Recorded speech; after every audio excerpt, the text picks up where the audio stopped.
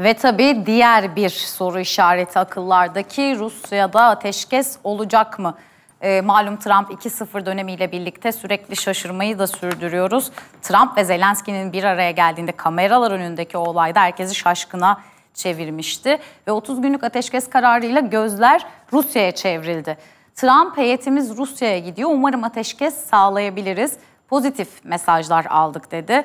Trump'ın bu sözleri üzerine Rusya Devlet Başkanı Putin'in askeri üniformayla bir komuta merkezini ziyareti de çok konuşuldu. Düşündürücü bir hamleydi çünkü ve Rusya'dan da açıklamalar geldi. Gelin şöyle bir liderlerin son açıklamasıyla birlikte değerlendirelim soruyu. Zelenski Rusya ateşkesi bozmak için koşullar koydu. Putin ateşkesi reddetmek istiyor dedi ama bunu Trump'tan korktuğu için de söyleyemiyor diye ekledi. Ve Trump, Putin çok umut verici konuştu ama eksikti. Rusya'dan ateşkes görmek istiyoruz. Putin'le konuşmak istiyorum. Özel temsilcim Rusya'da ciddi görüşmeler yapıyor diye ekledi. Ve Putin neler söyledi diye baktığımız zaman Trump'a Rusya-Ukrayna anlaşmazlığında gösterdiği ilgi için teşekkür etti. Kursk bölgesinin kontrolü tamamen Rusya'da dedi. Ukrayna'da savaşın sona ermesi konusunda hemfikiriz dedi. 30 günlük ateşkes Ukrayna'nın yararına olacak diye ekledi ve ateşkeste tartışılması gereken bazı sorular var. Tüm bunları da Trump'la telefonda görüşebilirim dedi.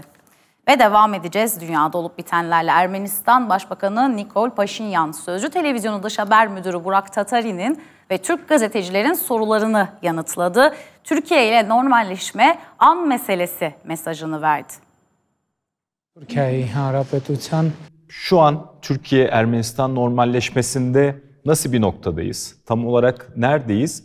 Ve çok merak ettiğim bir soru da bir gün siyaseti bırakıp emekli olduğunuzda Türkiye-Ermenistan ilişkileriyle ilgili ve özellikle de Güney Kafkasya ile ilgili nasıl bir miras ardınızda bırakmak istersiniz? Nasıl bir hayaliniz var bölgeyle ilgili?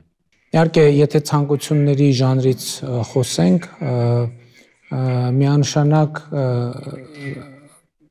կցանկանամ, որ Հայաստանի եւ Թուրքիայի միջև հաստատված լինեն դիվանագիտական հարաբերություններ, սահմանը բաց լինի երկաթուղային, ավտոտրանսպորտային. Sözcü Televizyonu ve Türk gazetecilerin sorularını yanıtlayan Ermenistan Başbakanı Nikol Paşinyan, Türkiye ile Ermenistan arasında doğrudan diyalog olduğunu söyledi. Normalleşme an meselesi dedi. Եվ մենք պետք է համբերատար այդ ժամանակի հետ քայլենք եւ առաջինը առաջնորդվենք չվնասելու տրամաբանությամբ։ Եթե մենք շատ կոնկրետ դիտավորյալ վնասներ չհասցնենք այս գործընթացին, փոխադարձաբար իմ կարծիքով Հայաստան-Թուրքիա հարաբերությունների կարգավորումը հիմա արդեն ժամանակի հարց է։ Ankara ile AGİT Genel Sekreterinin seçiminde ve Suriye'de işbirliği yaptıklarını söyleyen Paşinyan, Azerbaycan'la ilişkilerle ilgili de olumlu konuştu.